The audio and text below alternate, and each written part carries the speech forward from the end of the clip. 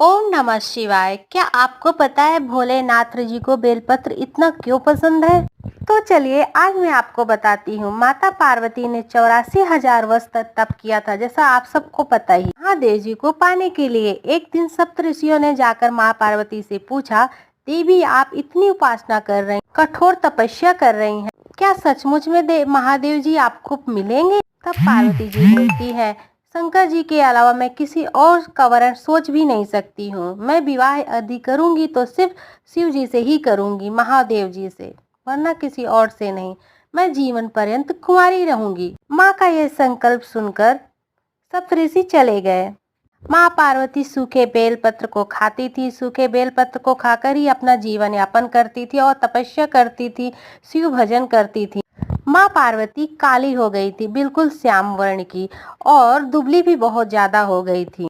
उनका शरीर कमजोर जरूर हो गया था, पर वो तप के कारण दिव्यमान लगती थी। जब शंकर जी सामने आए तो उन्होंने पूछा, देवी आपसे विवाह कौन करेगा?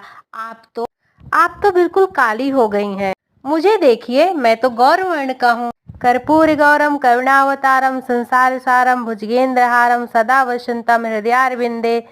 तब माँ पार्वती कहती हैं, प्रभु निश्चित ही आप मुझसे विवाह ना करें, लेकिन अगर मैं विवाह करूंगी तो सिर्फ आपसे ही करूंगी, वरना मैं जीवन पर्यंत आप भजन में रहूंगी, आपका ध्यान करके जीवन में बिता दूंगी।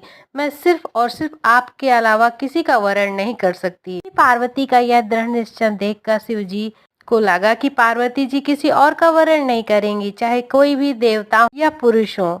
जब शिव जी ने गंगा का आवाहन किया, माँ गंगा आई। पार्वती जी ने गंगा स्नान किया। पार्वती जी पुनः गौरवर्ण की और हृष्ट पुष्ट हो गई, तंदुरुस्त हो गई। उनकी निर्मल काया पहले जैसी हो गई।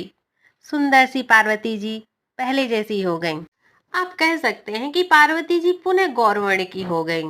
तब से महादेव जी ने कहा, जो भी मुझे बेलपत्र अर्पण करेगा उसकी मैं हर इच्छा पूरी करूंगा। बेलपत्र चाहे सूखा हो, हरा हो, बेलपत्र कटा हो, फटा हो, कैसा भी बेलपत्र हो, मुझे अर्पण करेगा। जो जिस भावना से करेगा मैं उसकी हर मनोकामना पूर्ण करूंगा। इसीलिए बेलपत्र भोलेनाथ जी को अति प्रिय है। आप भी बेलपत्र अर्पण करें।